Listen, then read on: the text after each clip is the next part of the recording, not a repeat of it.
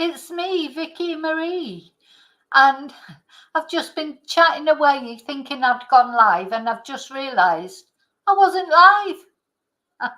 So I've just told a load of the story without even, and I hadn't pressed the final button to go live. So hi, it's me, Vicki Marie, and good morning, good afternoon, or good evening, wherever you are in this crazy world that we're living in. And it's the story I'm going to tell you about today. It is good news. It is very, very good news. And you know what? I was thinking it's only this week that I put out the community post asking people, um, asking people, if they would be interested in unsolved crimes, because unsolved crimes, they've always frustrated me a lot. And we always want the I's dotted and the T's crossed, don't we, with true crime? We want to know that somebody's been caught for doing something. They've, justice has been served, and although it doesn't bring the person back, at least they're in prison, etc. So unsolved crime can be very frustrating, because you know that somebody's walking around living their best life, after doing like this particular crime we're going to talk about today, or actually three crimes, that were committed by one person on one evening. They're terrible crimes, and this person has been walking around. Now, when do we consider that we think, oh, a case is never going to get solved? Is it when it's been cold for a year? Is it been when it's been cold for 2 years, 5 years, 10 years, 20 years, 30 years, 40 years? What about this crime that's been unsolved for 47 years? They, their family and friends, etc., must have given up hope of this case ever being solved. But on Thursday evening at an airport in Rome, a 65-year-old man was arrested in connection with the RAPE and double murder of two women, two best friends. They were the very best friends. They lived together. They went to high school together. They had similar names. One was called Suzanne. The other one's called Sue. Their friends called them the two Sues. And these two women were brutally murdered. And one of them was RAPE'd back in 1977. And so for all those years, no one has been found accountable for this case, for this crime. So let's have a look at the two ladies. So black and white photos, that just shows you how far this crime goes back. 1977, and now, so it's made me feel good about these unsolved cases that we're going to be looking at. Made me feel better about them as well, because sometimes with unsolved cases, especially when they go back, maybe, some of the ones I'm going to be looking at, they're 20 years old. They're not as old as these, but it just makes me feel so good that these cases can be solved. And of course, this is DNA, isn't it? This is what DNA can do now.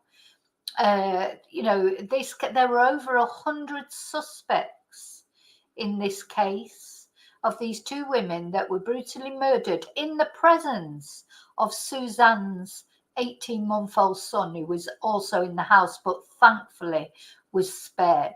Also, they had a German Shepherd puppy dog, a dog about a year old called Misha, who was also spared, was found wandering the streets.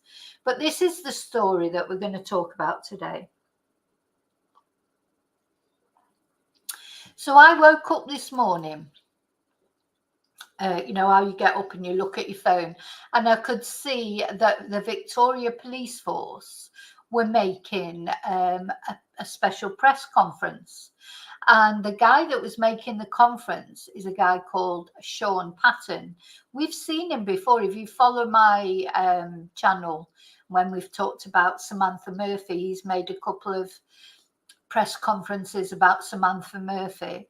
Well, I bet he was happy to make this press conference this morning. So the press conference was to say, and we're going to actually watch the press conference, was to say, in fact, I'll read out what it says on the police website.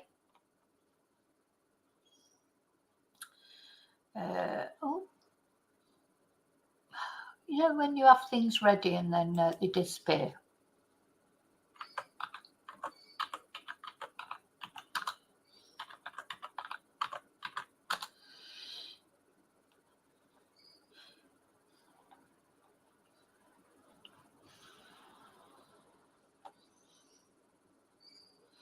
Where's it gone?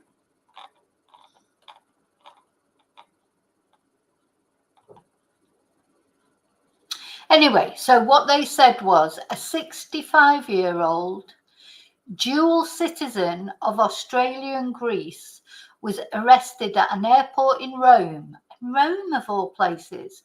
And there's a reason for that. I'll tell you that later. On Thursday evening, the 19th of September. In connection with the murders of Suzanne Armstrong and Susan Bartlett, who were found dead in their Easey Street home on the 13th of January 1977. So he remains in custody, and police will now work to seek his extradition to Victoria. So this is just an amazing announcement that they've made. You know, after all these years, after all these years, to finally be able to catch up with this person. And I'll be explaining to you why it's took them so long to catch up with him. Okay, now, so I was thinking, where do I even start with this case? Because I didn't know much about it. I'd sort of heard about it. Anyway, I've been researching it all morning. And it is a very, very intriguing case. Let me just say hello to everyone before I get started. Again, hi David, hi Kelly. I know, what am I like? And the only way I realised that I wasn't actually live is I'd put a request out. So someone out there, I want you to help me. If the crime happened in 1977 and the guy is 65 now, how old was he in 1977? Hi Heather, hi Kelly, hi Lily Paul, hi Quizzical, hi Chumba, hi Musical. Yes, somebody help me out, because you know I'm rubbish with numbers and I keep coming up with different numbers. If he's 65 now, how old was he in 1977? And the thing is, I've been trying to work out which one of the suspects he is, because in all the research that I've done this morning, you know, it's gone through some of the suspects, and I thought, can I work out who it is? Now, the first thing I just want to say before we go any further is Suzanne's little boy, his father is Greek. But although this person that's been arrested is dual nationality, Australian and Greek, it is nothing to do with the child's father, apparently. Because apparently there is quite a big Greek contingent in this part of Melbourne. And, you know, apparently it is not to do with him. Because when I first saw that, I thought, oh, my God, it must be something to do with the ex-partner. Because although he was cleared at the time because he wasn't in the country, we know from David Knezovich and Anna Knezovich that just because some twonk says they're not in the country at the time, you know, David Knezovich drove all the way from Serbia to Madrid to murder Anna Knezovich, allegedly. So we know that, you know, just because he says he wasn't in Greece that he was in Greece at the time, but apparently no, it's not to do with him. It is not to do with him. Yeah, so I worked out 18 or 19. Yeah, okay. So that's young, isn't it? Young. And then to me, then that made me think, if he was only 18 or 19, how could he be because these girls, they were 27 and 28, I think. I mean, I know it's not beyond the realms of possibility that he might not have been a boyfriend of theirs, or maybe he was an admirer of one of theirs, because it seems like he may have been let into this property. It's not clear, it's not clear whether he broke into the property or he was let into the property. One of the women, the one that was RAPD'd, she was reading in bed at the time. And the other woman, they think, came in and disturbed the intruder, and she was murdered because she was trying to stop him escaping, or trying to stop him attacking the other woman. But again, we're gonna look at the case in some detail. Let's just look first of all at the area where it happened. Let's see.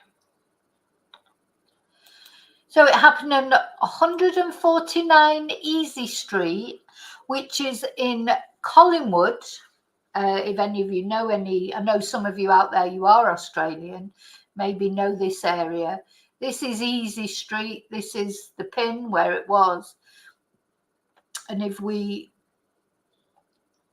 go out, we can see it's in Collingwood, which is not that far from Melbourne Centre. So it's in the suburbs of Melbourne. And Melbourne, of course, is here in Australia, not far from Victoria.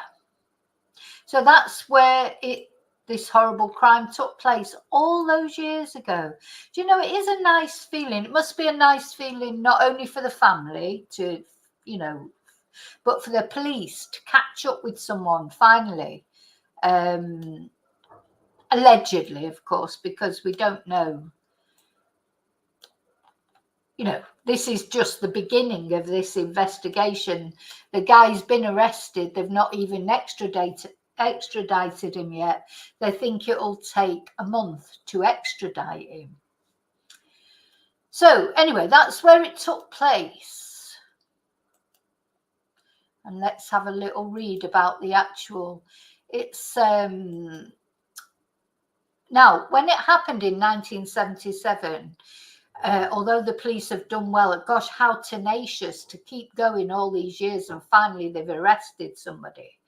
But they weren't that brilliant at the time, because at the time when this happened, there was a lot of criticism of the police. They didn't investigate it properly. Initially, they thought it was a murder-suicide. That was the initial thought, murder-suicide. Well, where does it, they're just lazy and they can't be bothered with a homicide inquiry or what? A murder-suicide, 2 women. One of them was, practically nude.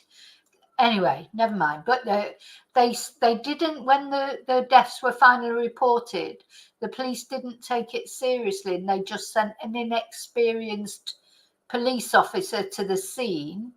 It's like they didn't even believe what the two female neighbours that had reported the crime. They didn't believe them, and they sent someone who was completely inexperienced. They didn't even send a detective. And anyway, it wasn't until he went there and actually saw the scene and the 2 women dead with his own eyes that it was started to be taken seriously. They didn't interview witnesses properly, neighbours, etc. So it wasn't dealt brilliantly with. It wasn't dealt with brilliantly at the time, and I think the police now are trying to make up for all that, to be honest. And also there was a bit of sniffiness about these 2 girls, because they were young women. They had lots of boyfriends. They, what it was like in those days. It was like women, if you had a free and easy lifestyle, for men, it's just like, oh, one of the lads, going out there sowing his wild oats and everything. And for women, they were SLUTs.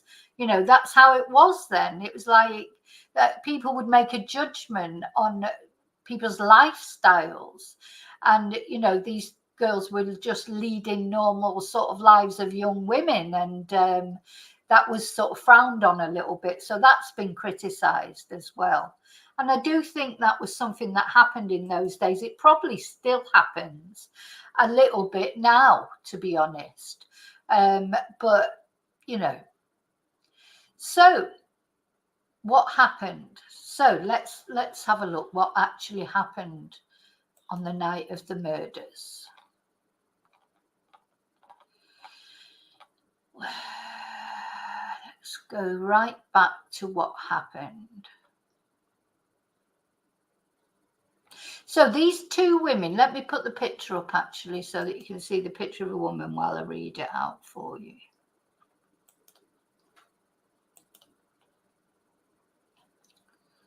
It's a black and white photo. Just shows you, doesn't it, how long ago it was.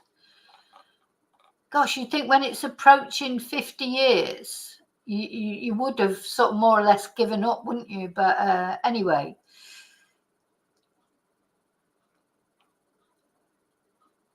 So these two women were high school friends from Benalla, and they'd last been seen alive on the evening of January the 10th.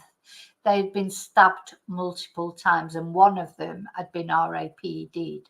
Now, bear in mind, they lived together. They shared this place, 149 Easey Street, together.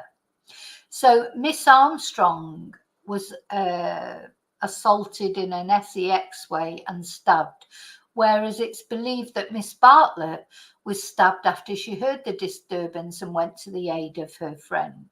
So Suzanne is the lady on the left of the picture as you're looking at it, and Susan is the person on the right. So let's see, Miss Armstrong is Suzanne, yeah. So it seems like the main target possibly was Suzanne on the left, and she was the mother of the 16-month-old son, Gregory. Her son, Gregory, was in the house at the time, and he wasn't found for 3 days. I'm going to put a picture up of him, actually. I think I've got a picture of him somewhere. So he was lucky to survive because nobody found these bodies. Even though people were in and out of the house, honestly, you won't believe it, they actually did not find the bodies for 3 days. And this little toddler, Gregory, he was there in the house. He'd been crying. The neighbours had heard him crying. The cries were getting weaker and weaker. And nobody realised. It was 3 days before anyone actually, went in to have a good look round. People had been in the house, but not found the bodies, unbelievably. And the dog was wandering around. The dog Mishka, the little their German Shepherd, say puppy dog. It was a year old, so it wasn't a tiny little puppy. Was wandering the streets, and the neighbours took it in and left a note on the two Sue's door to say, we've got your dog. Your dog was roaming around. Come and get him when you can. And 3 days later, they still hadn't been to get him. So anyway, he did survive, Gregory. So that's good, at least.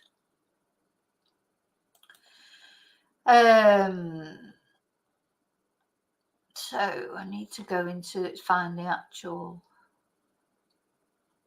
So it's saying here on this website, let's show you this, that he was 17. The man was 17 at the time of the investigation.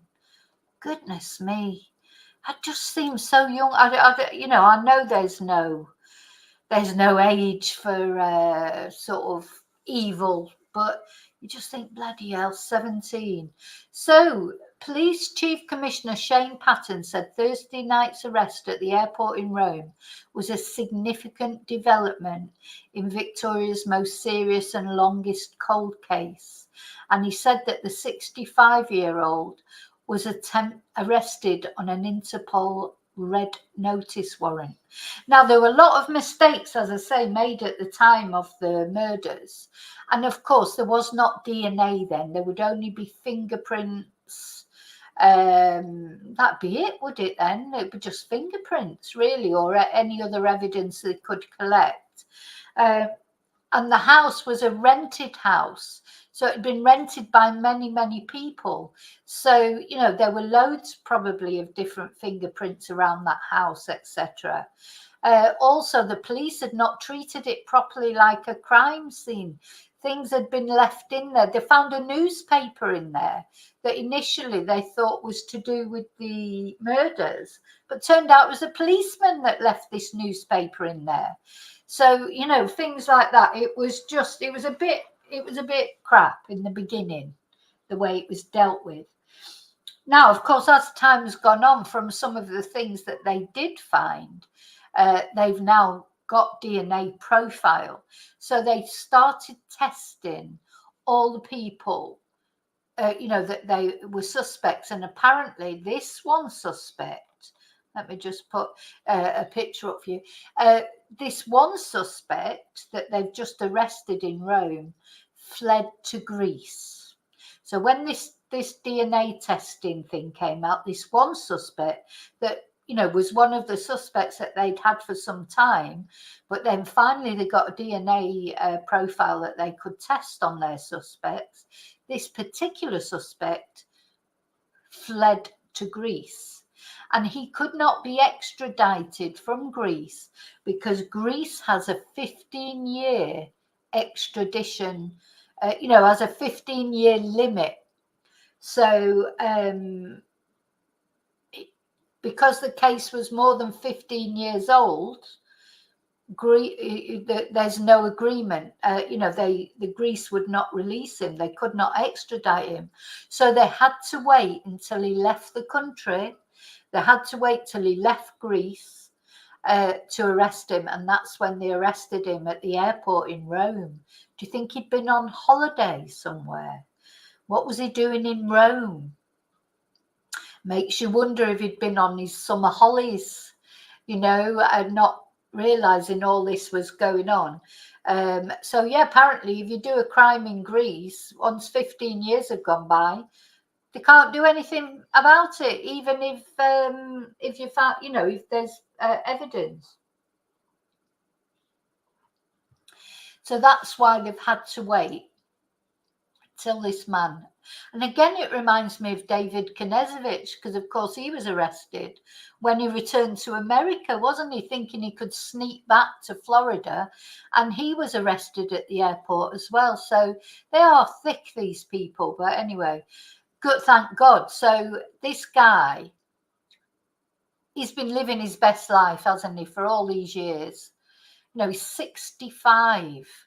So although it's good that he's finally, you know, in prison, he took their lives and denied them the rest of their lives. But he has had quite a substantial amount of life, hasn't he? So he's in custody, and they're working on extraditing him. So let's have a look at Shane Patton's press conference. This is what I woke up to this morning. And I must admit, it's such good news that it should be caught after all this time.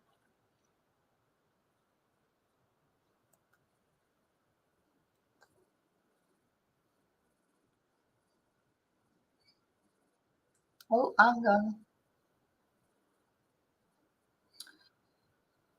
Hang on. It's not sharing. Right, there you go. Australian Greek national was arrested. Should be able to see it now. Good afternoon. We're right to go. Thanks, everyone, for being here this afternoon. I'm here to provide an update on a significant and long-running investigation. A man has been arrested in Italy as part of a very long-running homicide squad investigation into the murder of two women in their home in Easey Street, Collingwood, in 1977. A 65-year-old Australian Greek national was arrested in Rome around 9 p.m. on Thursday evening. He was arrested on a Interpol red notice, and that was because we had warrants out for his arrest for 2 charges of murder and 1 charge of rape. He remains in custody, and we will now work with the authorities in Italy to seek his extradition. We'll be doing that via our Federal Attorney General's office. The arrest follows the murders of 27-year-old Suzanne Armstrong and 28-year-old Susan Bartlett, who were found deceased in their Easey Street home in Collingwood on the 13th of January 1977, nearly 50 years ago. Both women had been stabbed a number of times. At the time their bodies were discovered, Suzanne's 16-month-old son was also located unharmed and well in a cot in the house. The pair had last been seen alive 3 days before on the 10th of January. Over the past 5 decades, this has been a very long-running and intensive investigation that the homicide have led. In January 2017, as a result of further evidence coming to light, we also offered a reward, a $1 million reward for the arrest and conviction of people. Yeah, there was a $1 million reward put on even though it's such a cold case. They put a $1 million reward out when they reopened the case. Probably because of advances in DNA, maybe, I don't know, because it's been cold for a long time. But as they say, even when it seems like cases are cold, it doesn't mean to say that there's nothing being done on these cases. It's like you just don't know, do it? It's just a prime example of when you just don't know what's going on behind the scenes. And then when they decided to make the case more high profile again, they put a $1 million reward. I mean, that's a massive, Australian dollars, but still a load of money, isn't it? Incredible. So you can, although the Australian police started off like a bit crappy really with this case, I think you can say that, they turned that around and, they were determined to find or to prove, because as I think David said earlier, often the police do know who's done a crime, but they just haven't got that final piece of the jigsaw. And and this case, so I'm trying to, it's such a remarkable case. This is one of those cases that people still talk about. Older people who remember this case, obviously younger people in Australia maybe won't know anything about it except for when it's been maybe put in a documentary or on YouTube or whatever. But older people, this is like a famous case, that nobody, like we have cases in Britain and there's cases in America that nobody ever forgets completely because it's such a just such a remarkable event, people just couldn't believe that these two women could be murdered and that this little boy was in that house for at least 3 days. I mean, he is really lucky to be alive because he was only a little toddler and it doesn't take long for them to dehydrate, does it? Responsible. Anyone with further information, we are actively calling them to call Crime Stoppers as well or make an online report. The investigation does remain ongoing, however. The Easey Street murders, as they came to be known, have always been a priority for Victoria Police. We have had many police over nearly 50 years committed to this investigation. The homicide have led it, but it's involved specialist police, forensic officers, people who attended the crime scene, right down to constables. So it has been and continues to be a significant investigation that we've sought to solve. This was an investigation that struck at the very heart of the community. 2 women who should have been safe in their own home were brutally murdered. I want to acknowledge, though, also and recognise the enduring resilience of both the Armstrong and the Bartlett families. They've grieved for over nearly 5 decades, waiting for answers. They've missed the joy of watching both Sues grow up, seeing them play, seeing them live their lives out and grow into older people. They've missed them. They continue to miss them. They've been right alongside every single investigator along the journey. And I say every single investigator because it has been a number of investigators. When you think of 50 years of homicide detectives who've been involved, adding to this investigation, trawling through the evidence, looking to rebut things. So that has been quite significant. To the families who were notified this morning by the Detective Senior Sergeant who's been in charge of this investigation since 2015, he made a promise to them. He said, when there's a breakthrough, I will tell you personally. He and his crew went up to country of Victoria this morning where they broke that news to them. That was a promise he'd made, and he fulfilled that promise. He described the families as being emotional, speechless, overwhelmed, but appreciative that they hadn't been forgotten. Oh. That over 5 decades, Victoria Police, led by the Homicide Squad, continued to investigate this matter.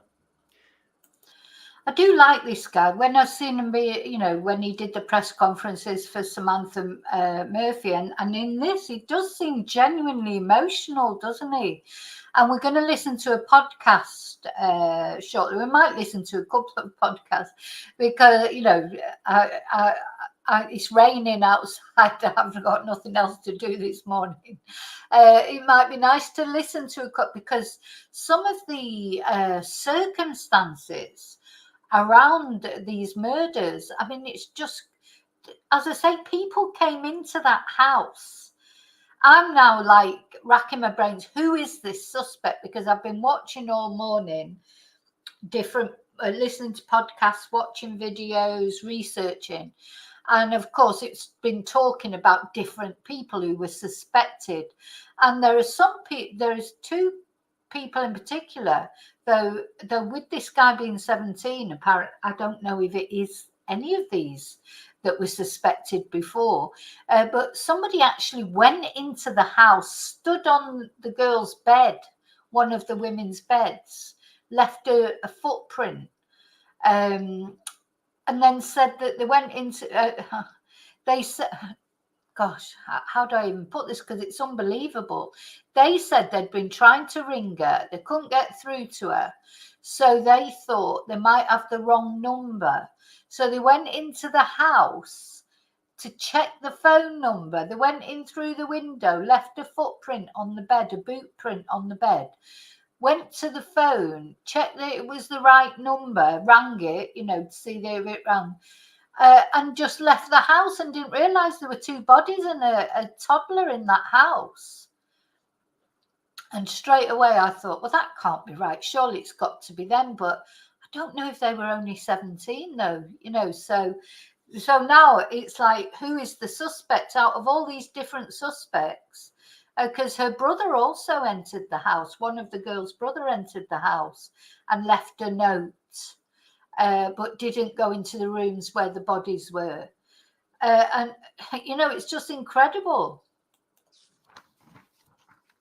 To be able to deliver that update is an amazing feeling for an investigator, and it's something that he was very proud of being able to do, representing 5 decades of investigators.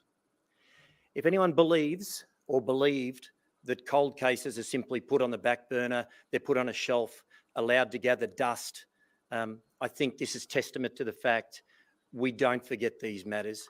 We continue to throw resources at them. We continue to investigate them. We're personally involved in them. And my message is simply this: we will continue to investigate all serious crimes, and this is an example of what can be achieved. There is simply no expiry date on crimes that are as brutal as this. I think that's borne out here today. I'm very happy to answer questions in relation to the matter. But once again, and I know I've said it several times, but I do want to re-emphasise it. To think that over nearly 50 years, homicide investigators, specialists, police, forensic police, and numerous other employees within this organisation have made a commitment to solve crimes such as this, a double murder and a rape, and that we've managed to achieve that through the arrest of a 65-year-old male in Italy, I think is an amazing outcome. It is, however, the start of the journey. We do now need to go through an extradition process, and we'll work with the authorities via the Commonwealth Government. I'm happy to answer questions.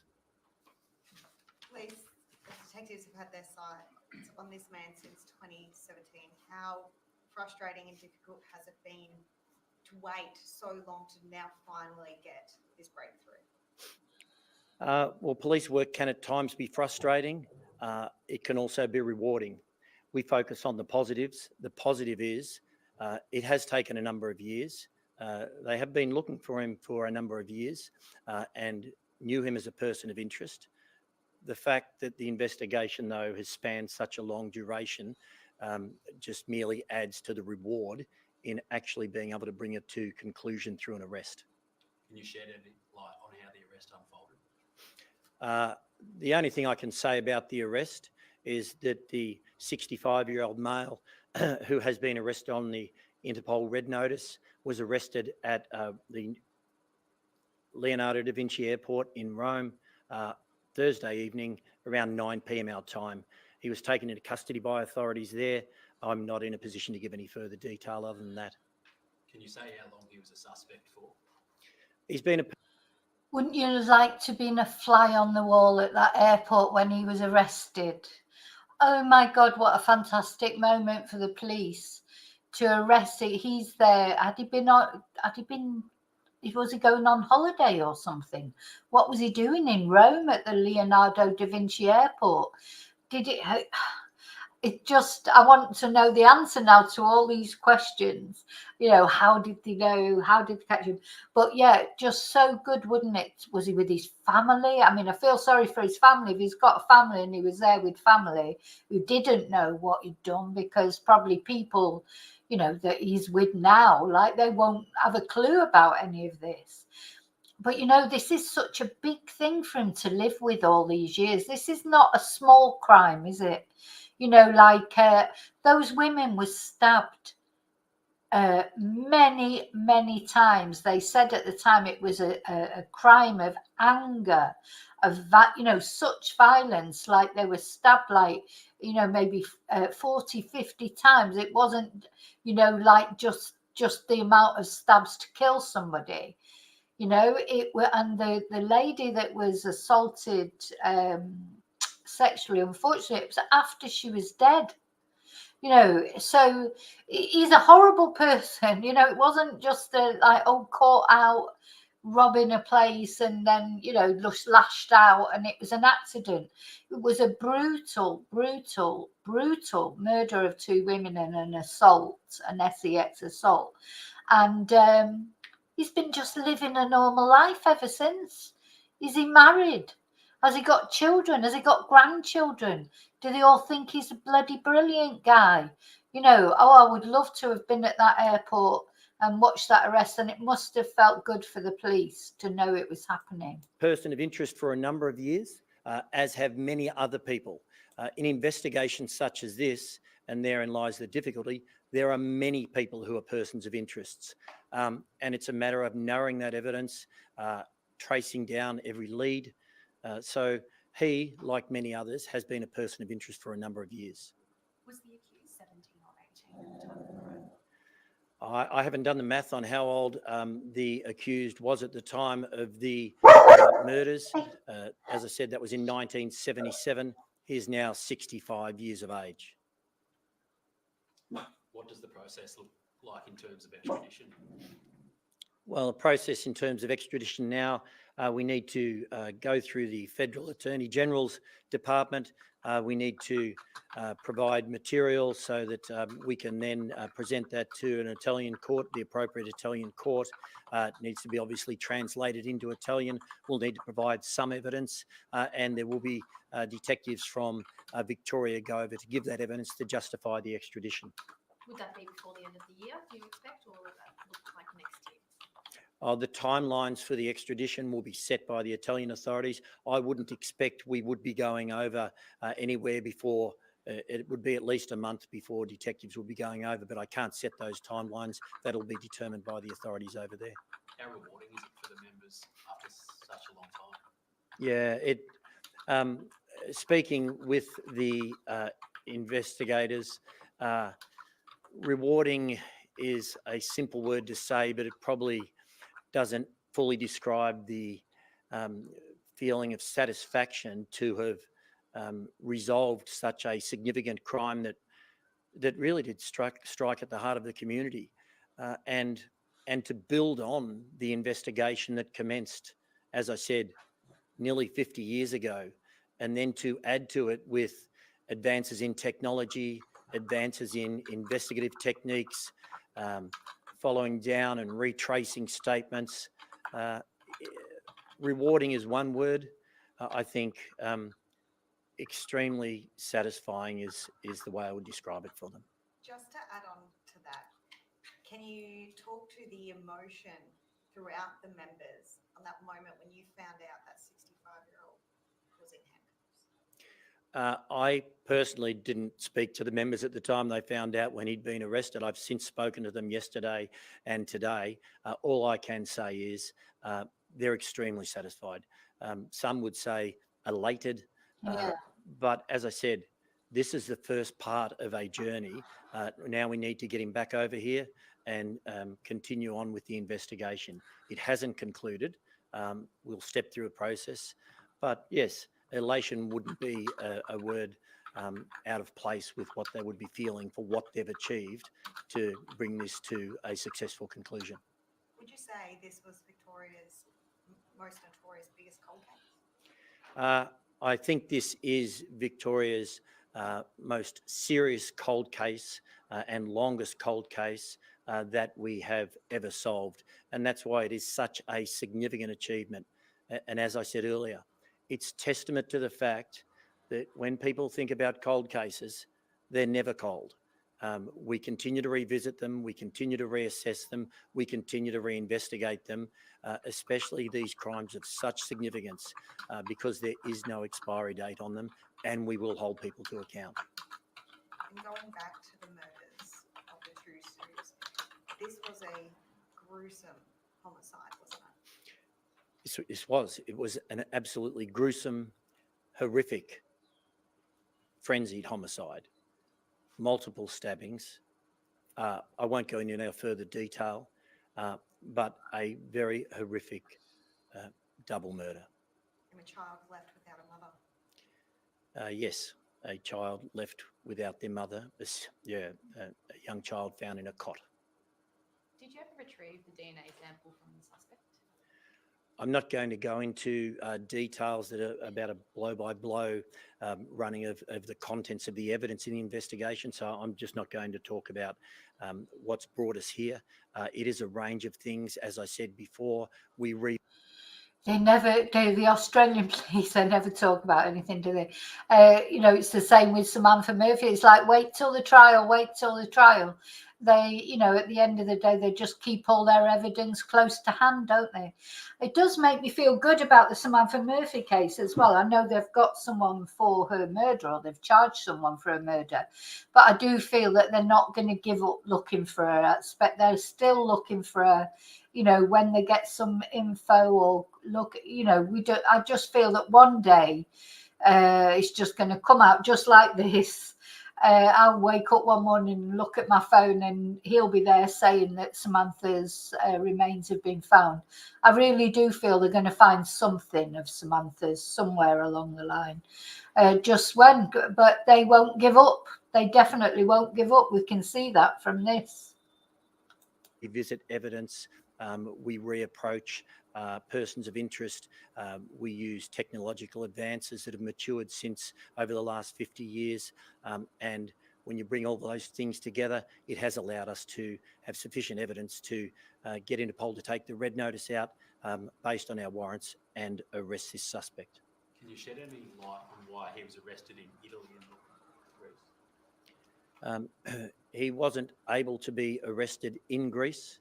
There is a 20-year, as I understand, statute bar on initiation of murder charges.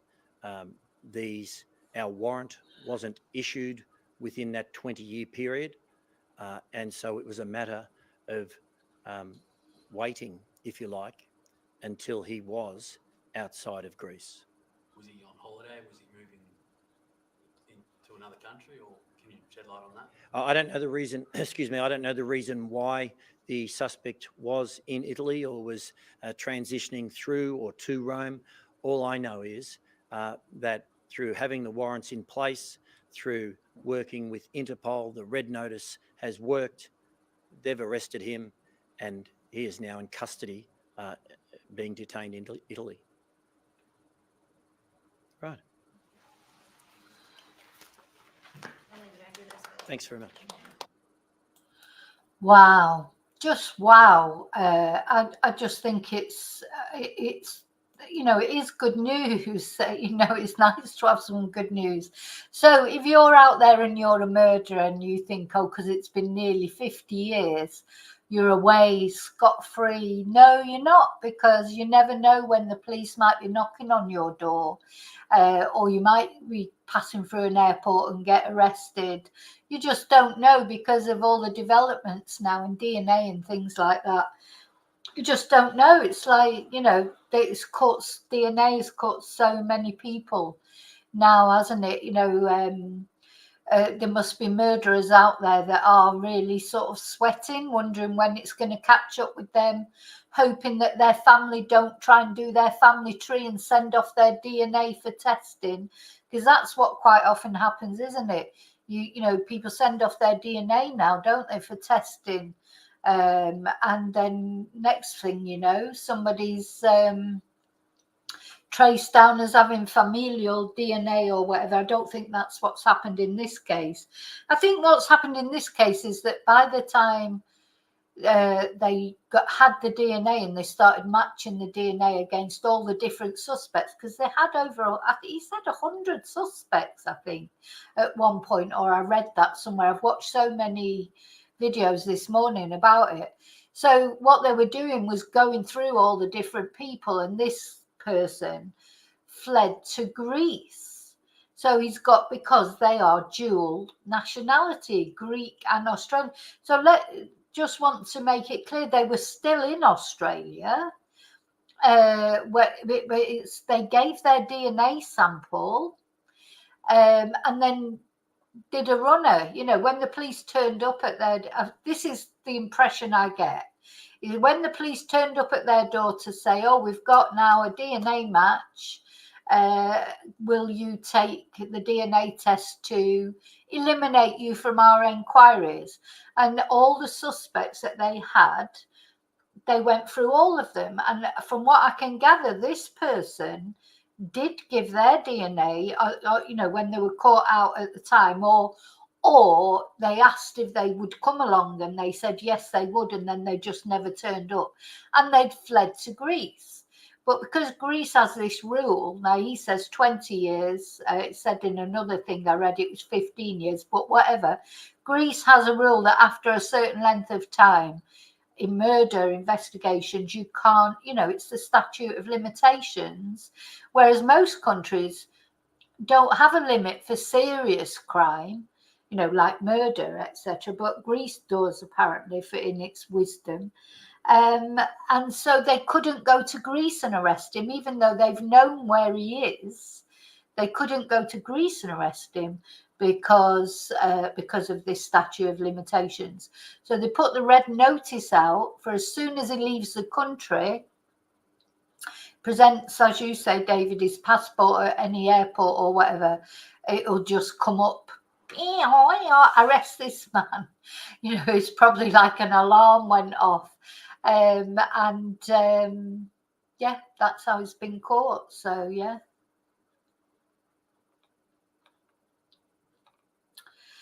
So, no, hi Lily. No, there's no photo because we don't know who it is yet. They haven't named him. They have not named him.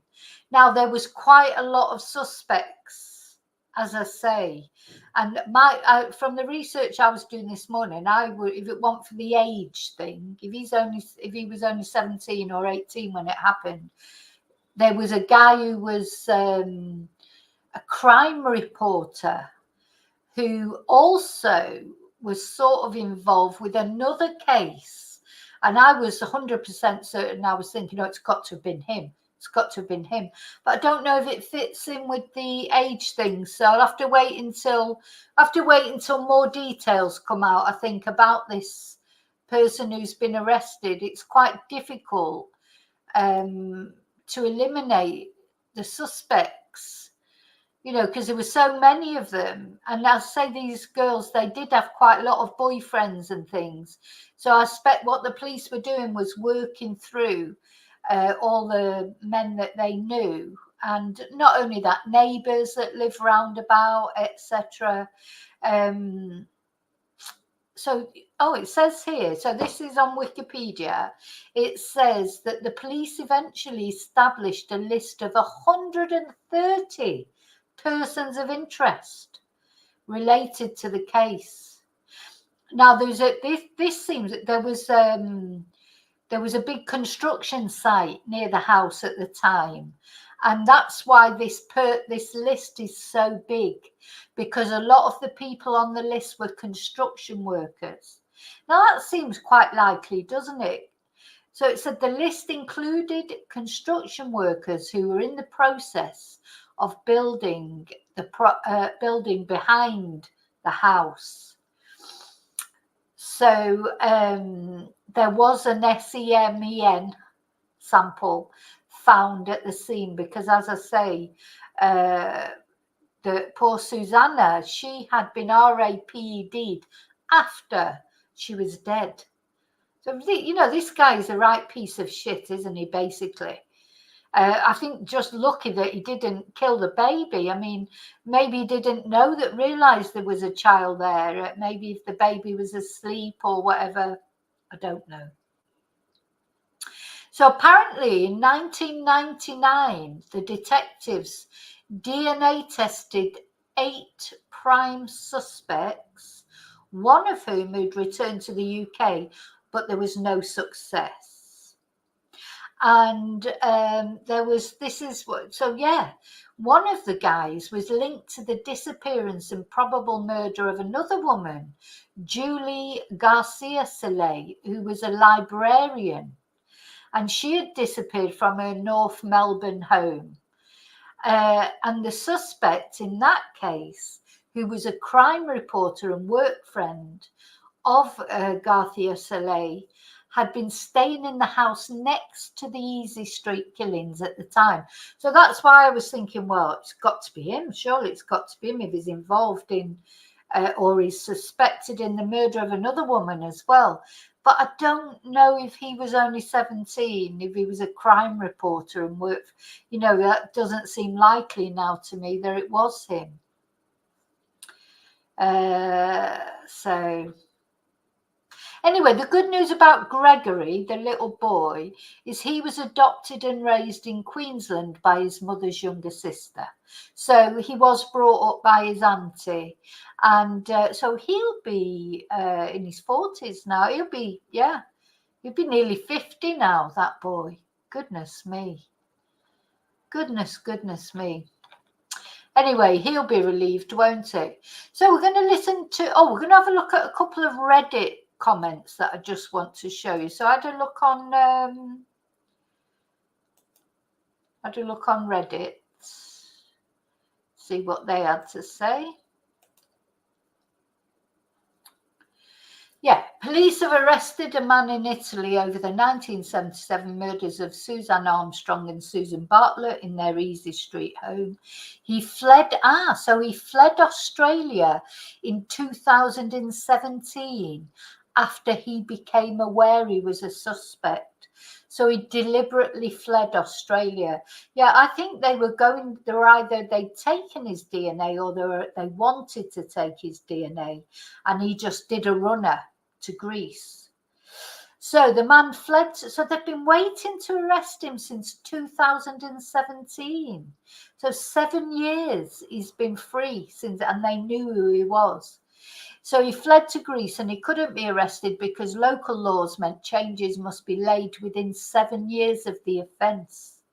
So it was too late. So that's it. So if you haven't laid the charges within 7 years of the offence happening in Greece, they can't be made.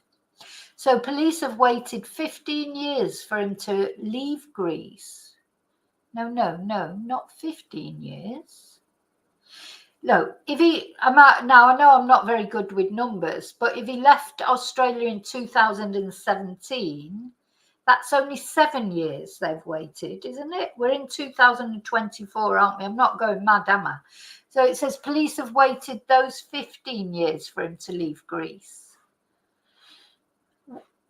So no. So if he left Australia in 2017, they've waited 7 years for him to leave Greece so he could be arrested.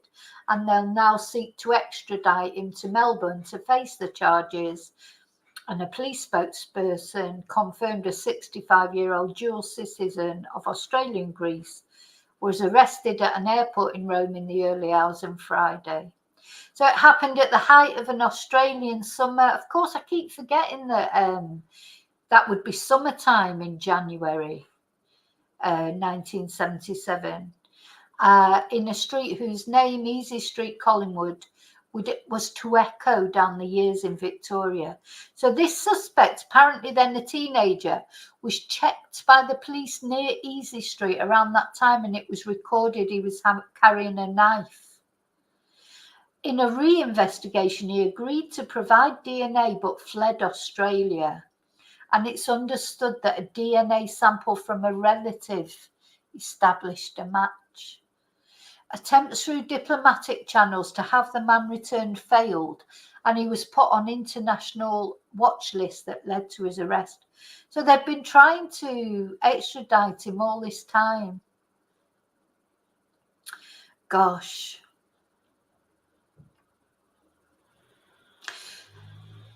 So Suzanne Armstrong, 27, had been stabbed 29 times and RAPD'd. Her housemate had been stabbed more than 50 times with the same knife. That was never found. Makes you wonder, has he gone all this time? If he did such a horrible crime as that when he was 17, has he not done anything since? I wonder if they'll end up, matching him up to other crimes. Let's see. So on Reddit, then they're discussing, who it might be, but nobody seems to know who it might be. He doesn't seem to be one of the prime suspects at the time. So this person came on and said, to be clear, it isn't the father of the baby. Melbourne has an exceptionally high Greek diaspora, especially in the inner city. We have an entire Greek precinct in the city. So apparently this teenager was stopped with a knife in the area, but by then the bodies hadn't been found. Yeah. So it's interesting. So we're going to listen to a podcast now. Now, the reason there's quite a lot of adverts on this podcast, but I think it's interesting to listen to because some of the people speaking on it, there's the neighbour that found the bodies, there's the detective that was first involved in so there's some people speaking on this podcast that were actually involved in the case at the time. So I think it's really interesting. Yeah, maybe he is Mr. Cruel. I don't know who Mr. Cruel is. I need to look into that. I will have a look at that. I've heard of him, but I've never looked into that case. But he's gone all quiet now, hasn't he? So he's, as I think David said, maybe he's in prison or maybe he's dead. We don't know, because these people, they don't stop That's why I just think, look at Rachel Marin's killer. You know, he killed someone in El Salvador. He came over the border. He killed Rachel. He attempted to kill that other woman. They don't stop, these people. They cannot stop. So I doubt very much if he committed a horrible crime like that when he was 17, that suddenly just turned into a model citizen. It's just impossible, I think, that, because, you know, it's a huge thing. It's not, you know, it's not, as I say, it's not like smoking the odd spliff or, you know, a bit of shoplifting or, you know, even, I don't know, drunken driving or other things that people do when they're young and daft. This is not one of them, is it? This is something else. So, you know, I really don't, I doubt very much that he won't have done anything, to be honest.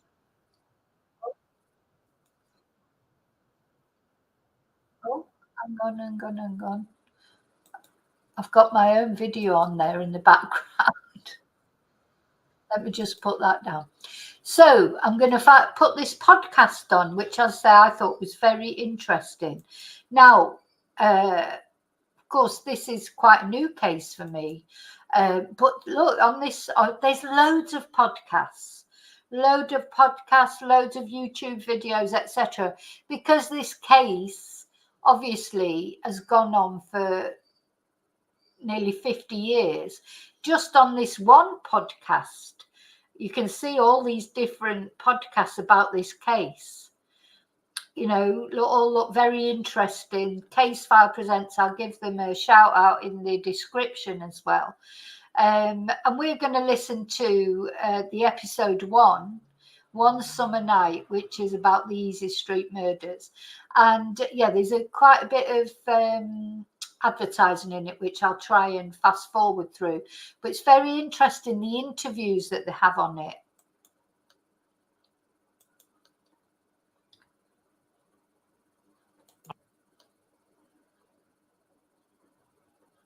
I'm going deep undercover. It's hard to visualize Street. It doesn't matter whether I'm going north or south. Let me just get it. I always look over to Your podcasts. Kay hasn't heard from her sister in 7 years. I have a proposal for you. Come up here and document my project. All you need to do. Street. It doesn't matter whether I'm going north or south. I always look over to a middle-aged housewife working undercover for the I don't think FBI. I've Identified by ever police found as Sarah Jean Moore. The story of one strange and violent summer. This season on the new podcast, Rip Current. Hear episodes of Rip Current early and completely ad-free and receive exclusive bonus content by subscribing to iHeart True Crime Plus, only on Apple Podcasts. On a nondescript summer morning nearly 5 decades ago, Detective Peter Hiscock was one of the first to be confronted by an especially distressing crime scene. It was Thursday, January 13, 1977, and the body... Sorry, I just want to say I looked up this Peter Hiscock to see if he's still, you know, he's retired by now. But yeah, he's lecturing. He set up like an investigative company, and he does lectures and other podcasts. So he's still around. This guy is still around, but he's not yet a police anymore. Of 2 young women lay on the floor of their small workers' cottage in Easey Street, Collingwood. They'd been dead for 2 days and 3 long nights. It would be absolutely fair to say that I'm 75 now. 75. Hardly a day goes by, I would say, that I don't think about this particular murder. 30-year-old Peter Hiscock was one of the first detectives to enter the house in Easey Street, and he's never forgotten it. If I drive up Hoddle Street, it doesn't matter whether I'm going north or south, I always look over to Easey Street. I know it's changed, but it's just something that happens to me. I just look up and down there. Now, I've done an extraordinary amount of investigation since that time, but there's always something that stays in your mind. And those 2 murders stuck in my mind. The murders of 27-year-old Susan Bartlett and 28-year-old Suzanne Armstrong in their own home shook the staid city of Melbourne to its heart. Senior police warned all women living in the city to take care, as a sex maniac was on the prowl, even going as far to advise them to lock their doors and windows. It's always concerned me the number of women who do live alone or, secondly, stay alone in their homes and seem to take no precautions at all. What do you mean exactly? They leave doors open, they leave windows open, they leave lights on. In other words, they advertise the fact that they are home alone, leave blinds open while they're watching telly and this sort of thing. But are you suggesting that those women should lock themselves away? So there's this victim blaming, women leaving their doors open, leaving their windows open. That is a product of its time, definitely. But of course, you do have to be careful. But you should be able to leave your window open when it's hot. So it was, you should be able to leave your window open.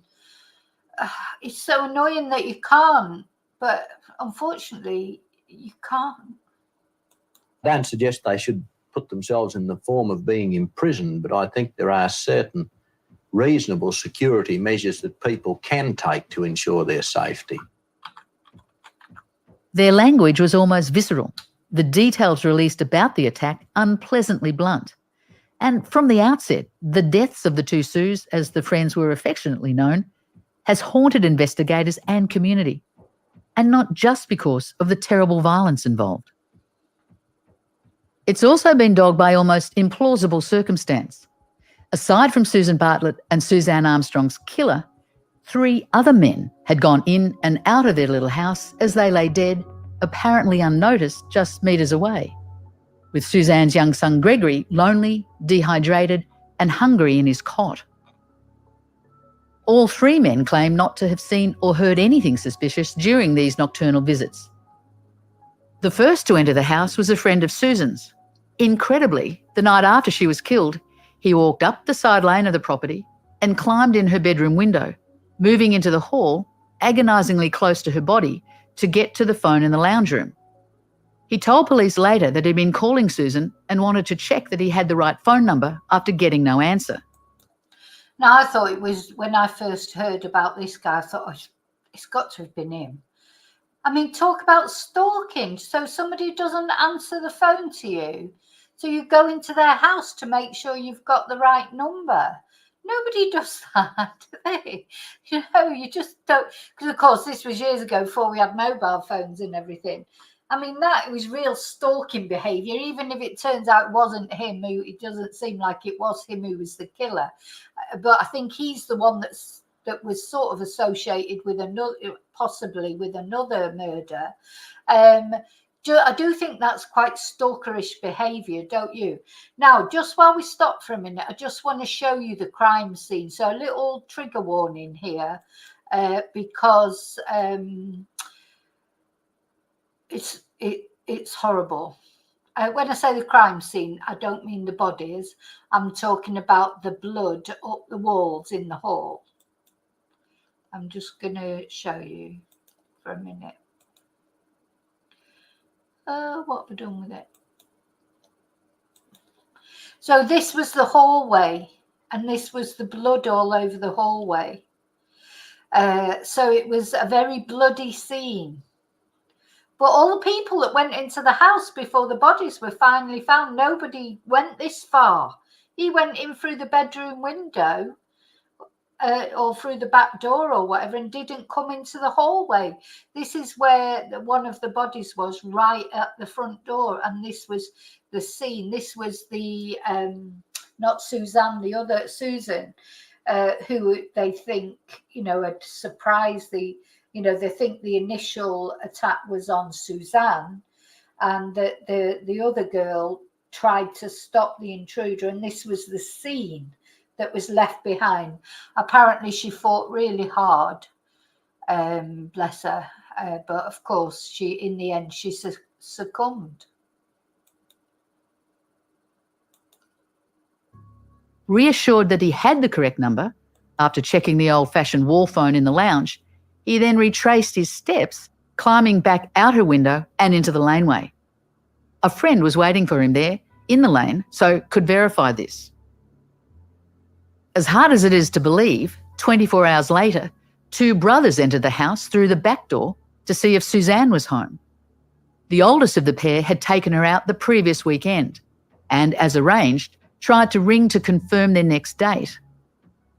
Unable to reach her, the shearer from country Victoria decided to pay her a visit at home. But he and his brother told detectives that after calling out to see if Suzanne and her toddler were home, they'd gone no further than the lounge that night to check if anyone was there. So another two men that went in there, this sheep shearer, that one of them had been going out with, I don't know how old he was, and his brother, don't know how old he was at the time, but they went into the house as well, didn't notice 2 murdered women and a baby in a cot. So that's 3 men now have been into that house and not noticed 2 dead women and a baby in its cot. Instead, the new suitor left a note on the kitchen table asking Suzanne to call him. I went around there that night and just knocked at the front door, and there was a note on the door and there was still no answer. So I went down the side and the gate was halfway open and the door was halfway open and there was a light on. And my brother, I got a note and for her to ring me. And then, you know, if I had walked in a little bit further, well, I would have spotted them, you know, another couple of yards. Did it ever occur to you to look in the rest of the house? No, not really, no. I don't like going in people's houses, you know, while there's no one there. So it's a damn shock to me, you know. Because all I do is got the shakes and smoke. Can't even eat. 47 years later, it beggars belief that 3 people did not see, hear or sense anything amiss when inside a house beset by such trauma. Then again, what kind of person could encounter a scene like that and not raise the alarm? Police believe the 3 men had nothing to do with the murders. They were quickly cleared as suspects by detectives, the first visitor even allowed to leave the country before the coroner's inquest was held. And not much was made of their presence at all. But there's no denying that their failure to notice anything wrong meant that 2 young women slain had to wait almost 2.5 days to be found. In the summer heat, in the heart of a busy city. Disconcerting too was the fact a man already linked to the disappearance of a 19-year-old woman in the city just 18 months earlier and only a couple of suburbs away had been staying next door on the night of the Easey Street murders. For detectives, it was a coincidence too ugly to ignore. What were the odds of anyone being so close to 2 such cases?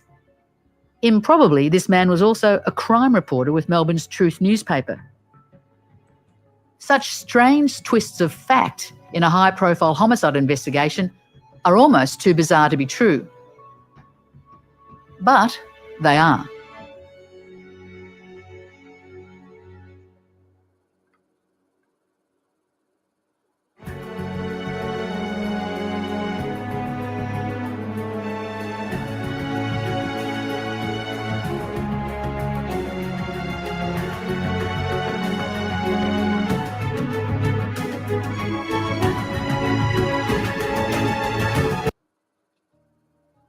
Alona left for work the next morning and didn't notice the note was still there, exactly where they'd left it. But when she got back home later that Wednesday evening, she saw the note was still pinned to the door and the young dog was still in their backyard. More worryingly, as she got ready for bed, she could hear little Greg crying, albeit softly, from beyond the party wall the 2 cottages shared. Probably by Wednesday night, Janet not so much because... So this is the neighbour talking. This is the neighbour that found the dog walking along the street, took the dog in, put a note on the door.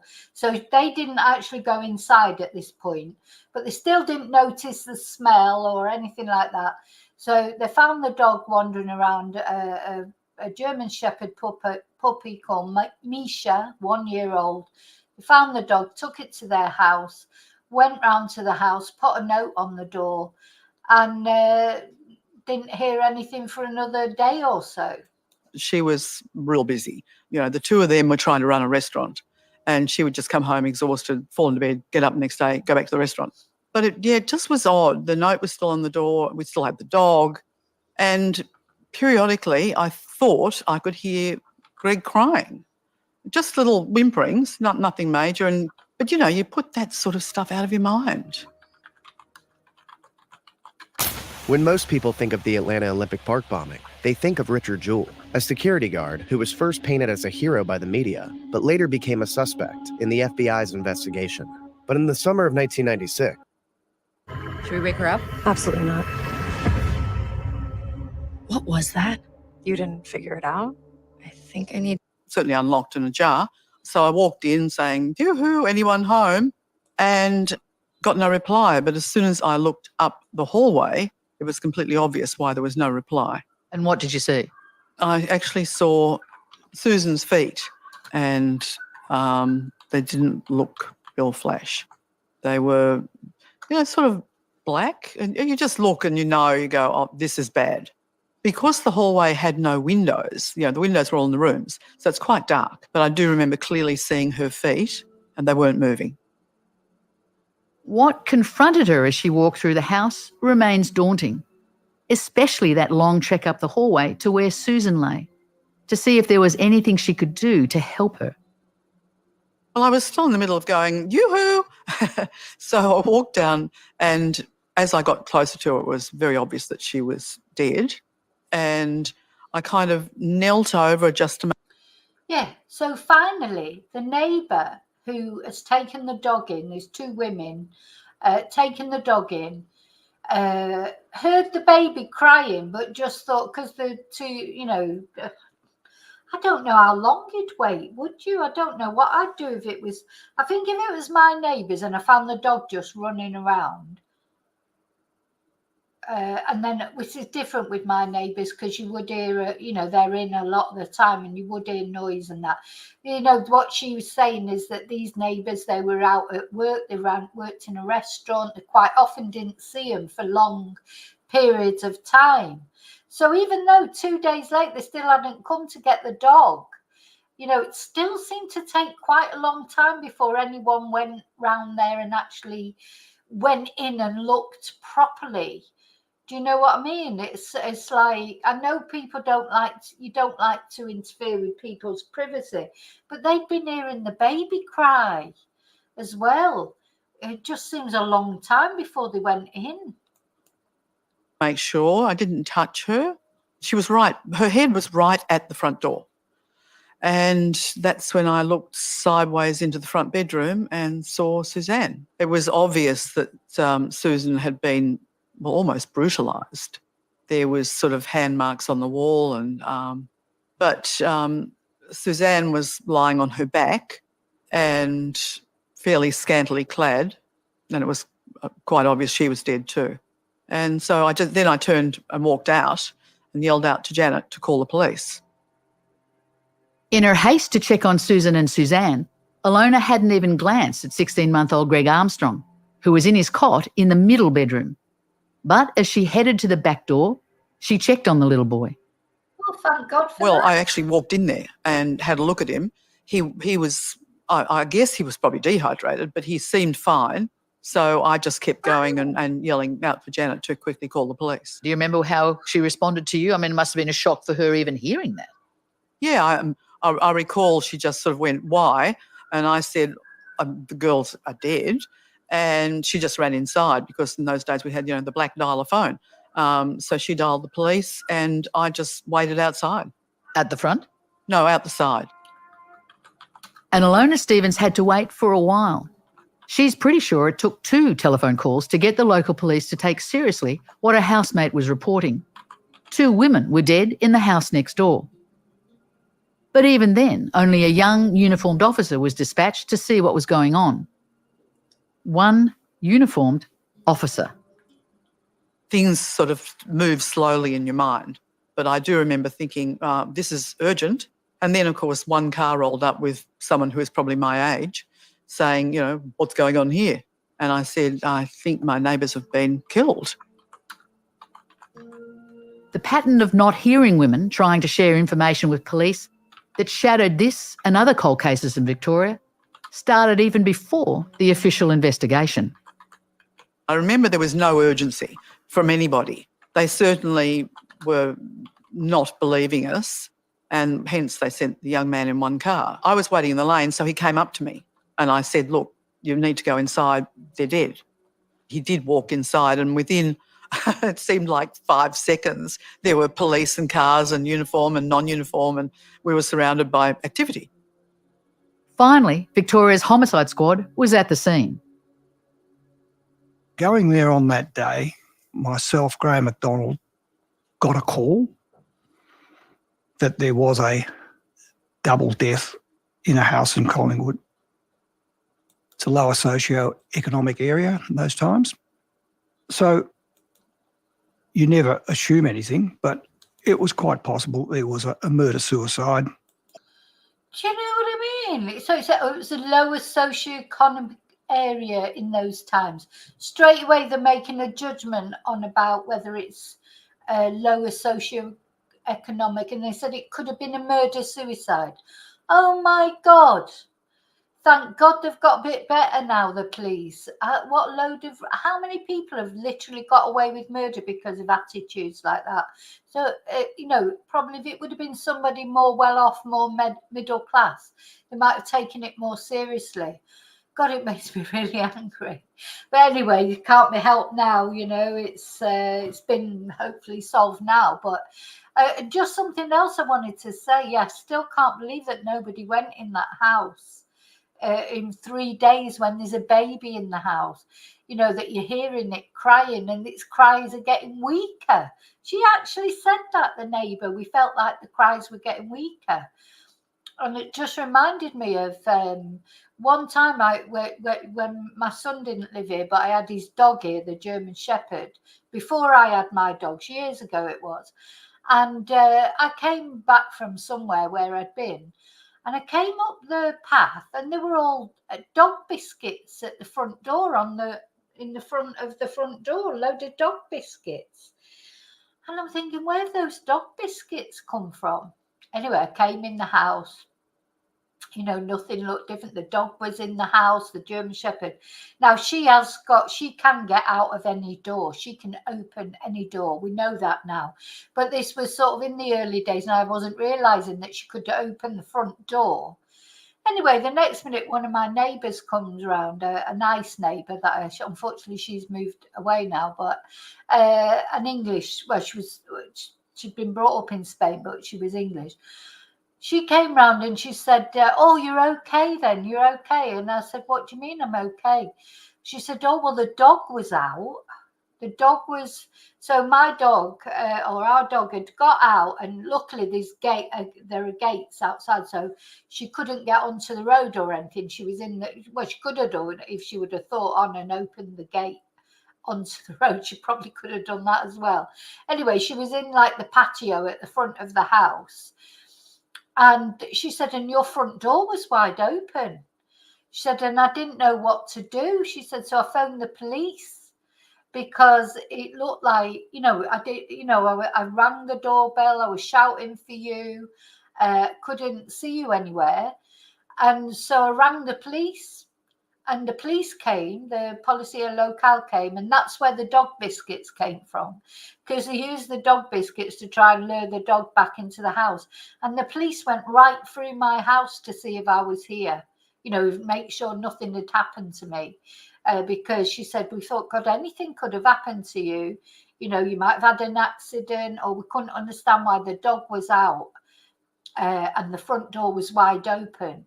And and she didn't have my phone number or anything. So they came in, and I was thinking, oh my God, what state is my bedroom in? What state is the kitchen in? Like you do.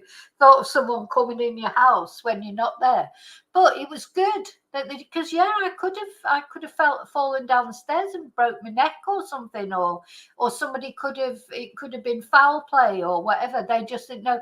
So they came in, they went all around the house, made sure I wasn't in the house, then shut the door, and put the dog back in, and she didn't try and get out again. So just cannot believe that nobody went into this house for 3 days when there was even a baby in there. Or just a double suicide. Who would know? We had no idea. Because the uniformed police had been there and they were not to go in.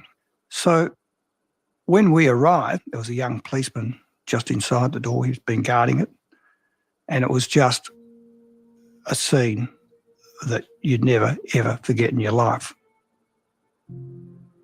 Former Detective Peter Hiscock remains struck by the horrific nature of the attacks on both women. Suzanne Armstrong first in her bedroom and then Susan Bartlett in the hall. Still to this day, now we're talking about it now, I can see it just like a video in my mind. And of course, then we went around the back and being the scene.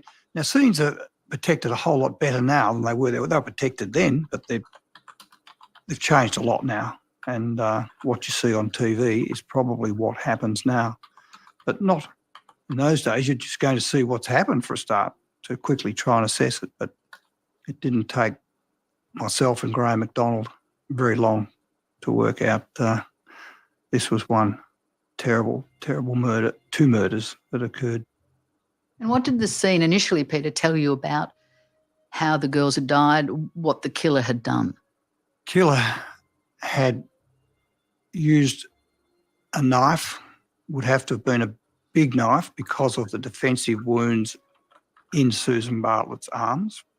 Susan Armstrong had massive, multiple stab wounds. And it looked like there was no forced entry. So already it was starting to unfold. This was something quite unique. No forced entry, 2 girls brutally murdered. Now, in those days, you wouldn't see too many, and I don't recall in those days too many brutal murders like these 2. I mean, with time, the internet, we'd see lots and lots of these things. But back in those days, back in 1977, in Victoria, in Collingwood, that was one massive double murder. The fact that they found young Greg in his cot having survived such an ordeal still amazes this veteran investigator. Well, we were both young parents, Graham and I, and of course that was very disturbing. He had been there, and if I recall, the temperatures were in excess of 100 degrees now in Celsius. What are we talking? This is up over 40 degrees. So he was in there totally exhausted, totally dehydrated, been the same nappy. And it was quite surprising to me that he was still alive.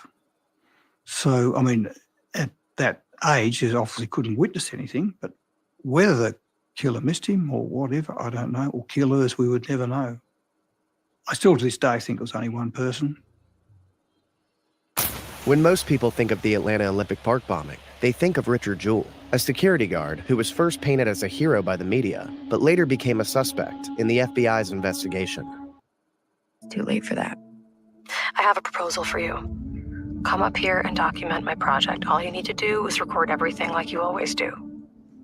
That was obviously a call for the forensics, but something that we did was took the plumbing apart, and at the elbow there was pieces of bone. Now these were pieces that defensive wounds that Susan Bartlett had put up. What, you took the bath apart, or you were under the house? Yeah, I personally wasn't there when that happened, but it was, yes, it was pulled apart. I actually had to escort the 2 deceased to the mortuary, and I had to be present whilst the postmortems were undertaken, and thereby we were given samples of their blood, hair, nails, and for continuity, they then have to be conveyed back to the forensic science by one person, so rather than break continuity. So that was my job. So I was present. And that's why I'm certain that I know who was murdered first. And talking about at the morgue, Peter, I mean, how traumatic was that for you as a young detective? You were only 30. From what you've said to me over the years, you were actually helping him take account of the number of times both women had been stabbed. Yeah, you would stand, it's close to this table. You would stand there with a clipboard noting on a diagram of a female body where stab wounds were. It is traumatic, but we were taught and always emphasised by the pathologist that there are exhibits that can help us. For instance, is the person right-handed? Is he left-handed? Were they uppercuts, lower cuts? Has he changed hands to do other wounds? Because there was an extraordinary amount of stab wounds. And also, was one killed earlier and then someone came back and killed the other one? Those, I mean, it's quite basic stuff that unfolds very quickly. But you have to be there to know these things. And it's not the pathologist's job to work out these things, but they're very helpful. And these are things that when you interview someone, only you will know. If someone's telling lies, you can also tell if someone's just making it up or wanting to be famous. And that's happened. That's happened many times. So what did his time with pathologist James McNamara tell him about the Easey Street killer? Was he left or right-handed? I'm thinking it was a right-handed person, but he would have been a powerful unit.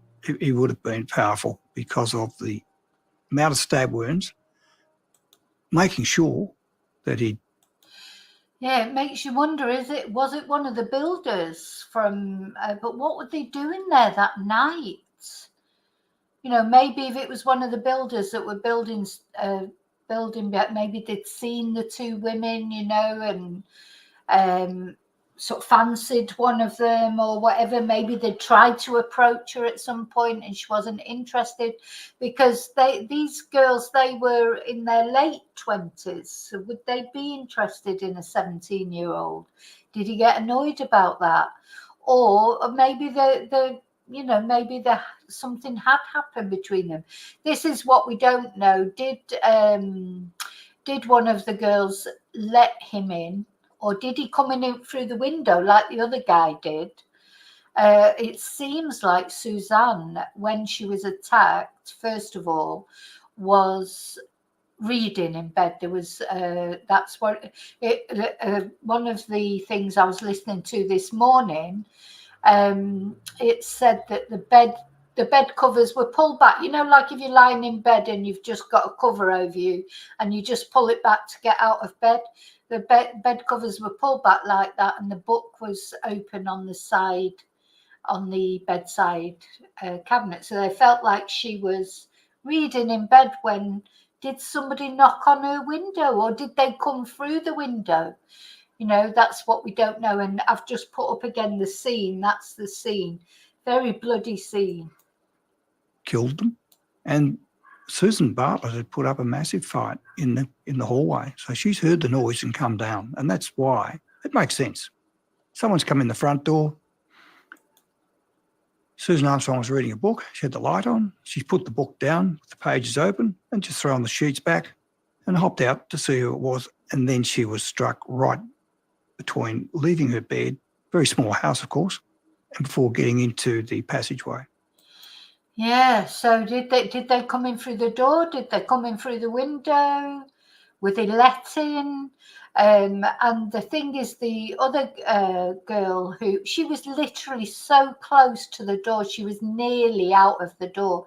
You can see the struggle that's gone on in that hallway, you know, trying to escape the guy who's stabbing her relentlessly.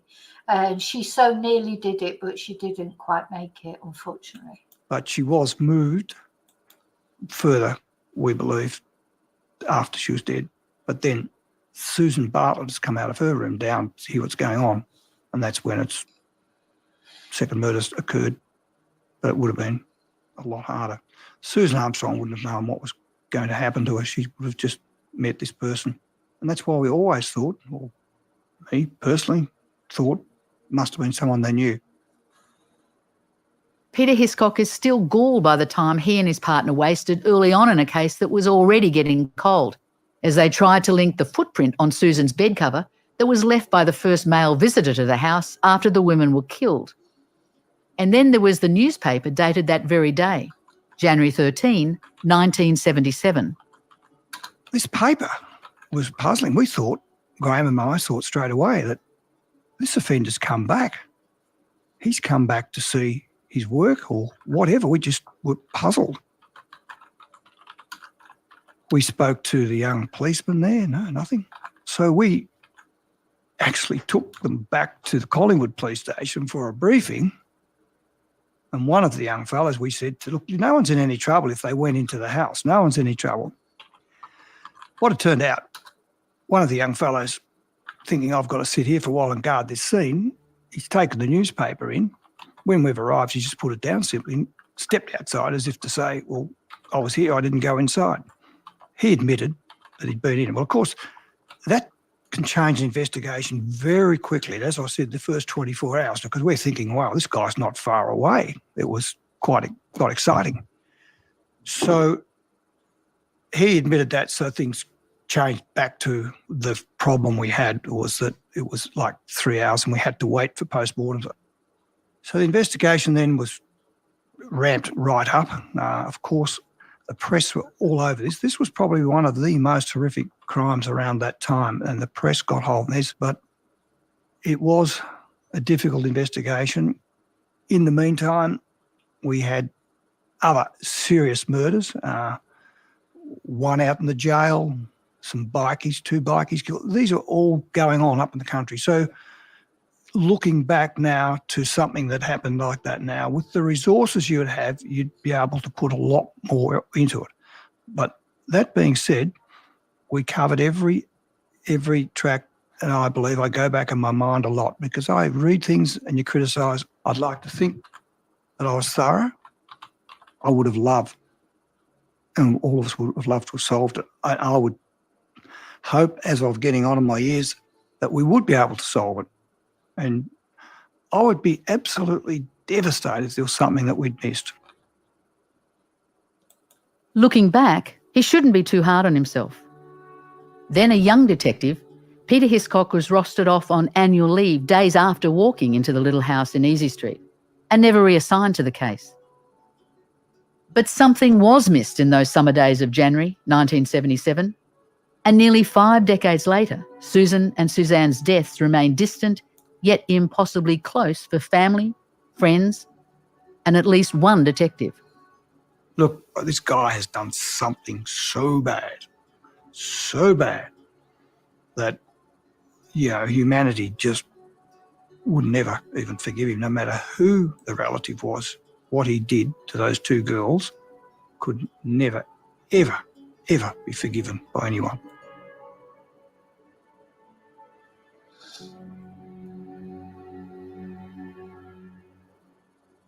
Next time on the Easey Street Murders.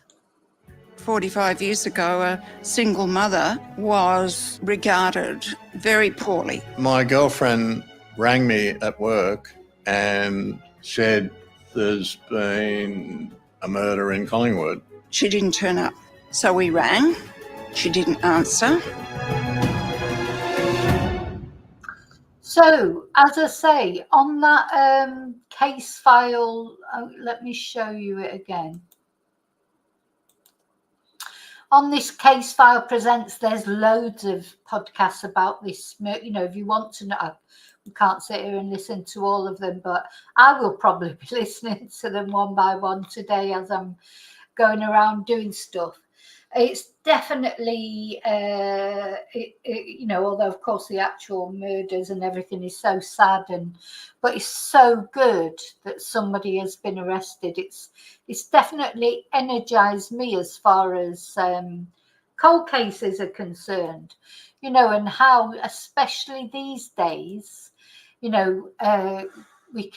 cases are quite often solved later on. It's brilliant, really, so these sort of twonks, that think they've got away with it, they actually haven't. It's so good,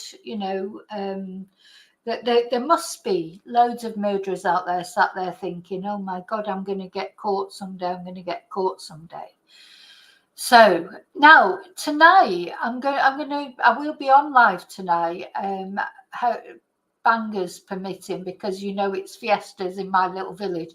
It would have been impossible for me to do a live last night. It was chaos. It was absolute chaos. I just went to bed at 9 o'clock and tried to ignore all the bangers and fireworks going off. But tonight I'm going to be looking at another cold case. Well, it's sort of a cold case, an American case that was initially declared a suicide. And now people are looking at it more closely and thinking it probably was not a suicide. It was murder. I don't know. I don't know if you know this case, but if you know of this case. But anyway, I'll be releasing the notification later, and maybe, you know, you might want to have a look at it or whatever. But it's a bit like the Evelina Sasak case, Evelina Sasak. For those of you who've watched about the Nicola Bulley things, the vet who was thought to have stabbed herself to death. And this is a very similar case, but it's all been looked at again now. It's 10 years old, this case. And it was initially declared a self-deletion, but her family have not given up. They didn't believe it from word go. And now, to be honest, when you look at it, just think it's ridiculous. How could it possibly be a self-deletion? So it just goes to show, you know, sometimes perseverance for families especially, you know, if they're not happy with verdicts that have been brought about their families, their loved ones' case, or they're not happy that the police are doing enough to, you know, are doing their proper job or whatever. I think with the two Sues case here, the Easey Street murders, I think it was as well the time when it happened. You know, 1977, one of them was a single mother. That it would have been thought of like quite disgraceful probably at the time.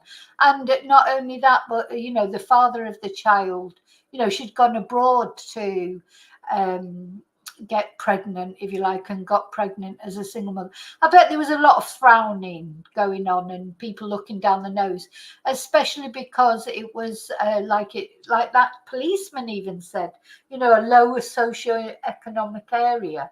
You know, it just makes you it's really irritating, isn't it? But anyway, at least now it shows that they have never forgotten about that case. And now this arrest, hopefully some answers will come out. So there's a lot more to come out about this case, but I hope you've sort of enjoyed the video of hearing the story. I hope it's brought you some awareness. And it's what the thing is now, we know these women, they weren't forgotten. They weren't forgotten. The baby is okay. Gregory is fine now, anyway. I mean, I expect he's been through some tough times, wondering what had happened to his mother as he's got older, etc. Apparently, he's got a relationship with his father now as well. So, you know, that's good. I don't know the ins and outs of it, but I think that was what I read on one of the things that I was researching. So, yeah. So rest in peace, the two Sues. Let me just put a candle up. There's a candle for the two of them. Rest in peace, fly free. And, you know, justice is coming for these two women. And it's just so good that this man had fought, he'd got away with it for so long. Anyway, we'll see what happens from now. But he hasn't got away with it, and that's the important thing. And there'll be a lot of, as I say, a lot of murderers out there sweating every time, because I think every time there's a high profile case where it turns out that someone's caught by DNA, you know, like even serial killers have been caught, haven't they? There was the Golden Gate serial killer. He was caught by familial DNA, wasn't he? So every time one of these high profile cases comes out, these murderers that are out there walking amongst us, be stood next to us in the supermarket. They could be, you know, part of our family, have married into our family. They could be people we meet when we're chatting, you know, go on holiday and we get chatting to people, strangers. You just never know. So, but all of them, they'll all be sort of sweating that little bit more, won't they? Every time a high profile case is solved by DNA, and good. So, yeah, so look out for my unsolved cases. They'll be coming. I'm going to do a British one quite soon of those 3 girls. Three girls, women. One's a young girl and the other's young mums. It's galvanized me for that, because although those cases haven't been solved yet, that doesn't mean they're not 40, 50 years old. They're only 20 years old, these cases. So it makes you feel better and think, no, well, if a 50-year-old, a nearly 50-year-old case can be solved, then why not a 20-year-old case? Or any case can be solved. So it's good. It's all good.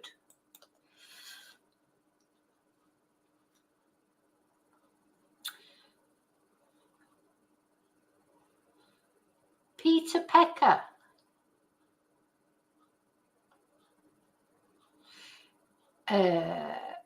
Is that true at the moment? Right, I'm just going to have a look at his name.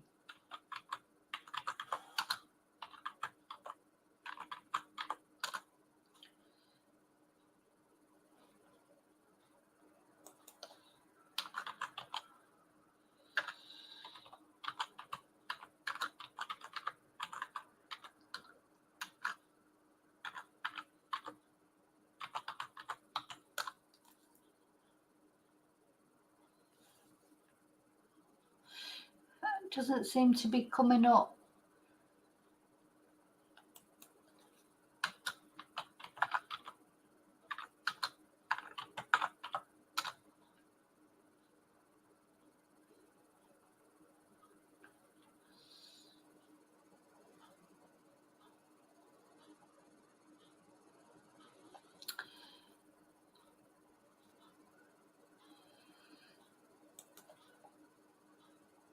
Oh, right. It's not a suspect. I've just been looking for it, and then, of course, it doesn't sound like it's a real name. Ah, right. Okay. Oh, yeah, I saw that. He was found in the area of the murders carrying a knife. Yeah.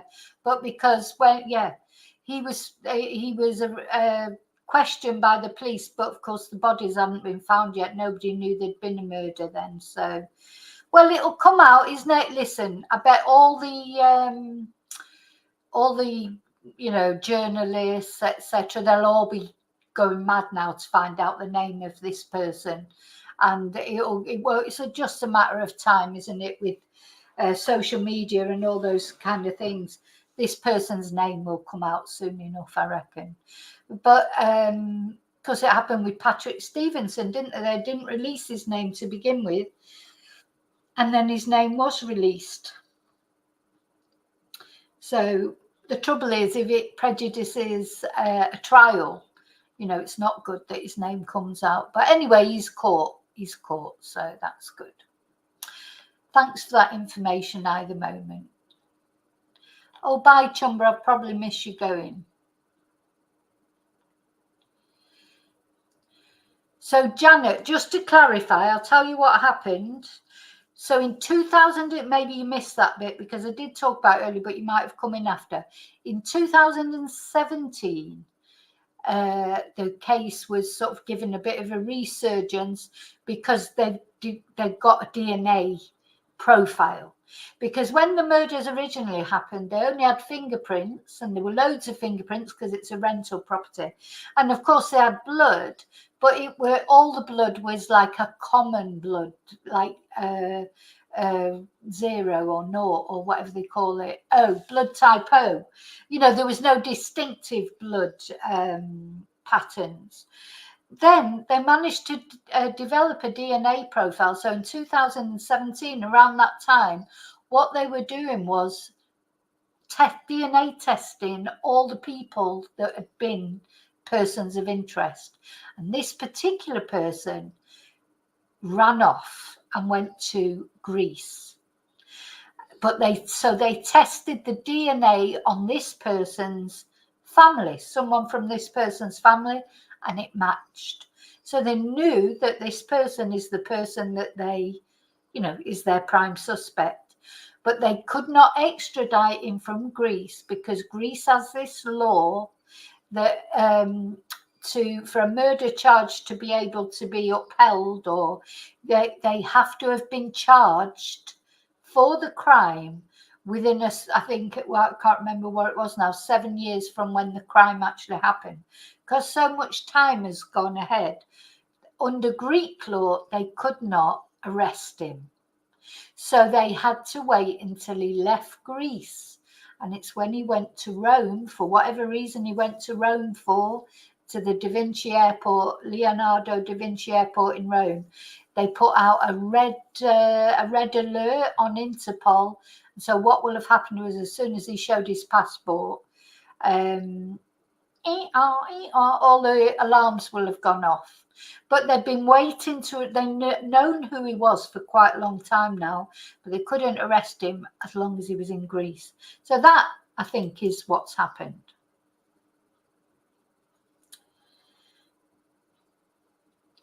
So, yeah. So there's more to come out. We'll find out more, and I'll let you know as soon as I hear anything. But I'll see you later on tonight. We talk about Ellen and what happened to her. So thank you so much for watching. Thanks for being with me. Don't forget to subscribe if you're not already subscribed.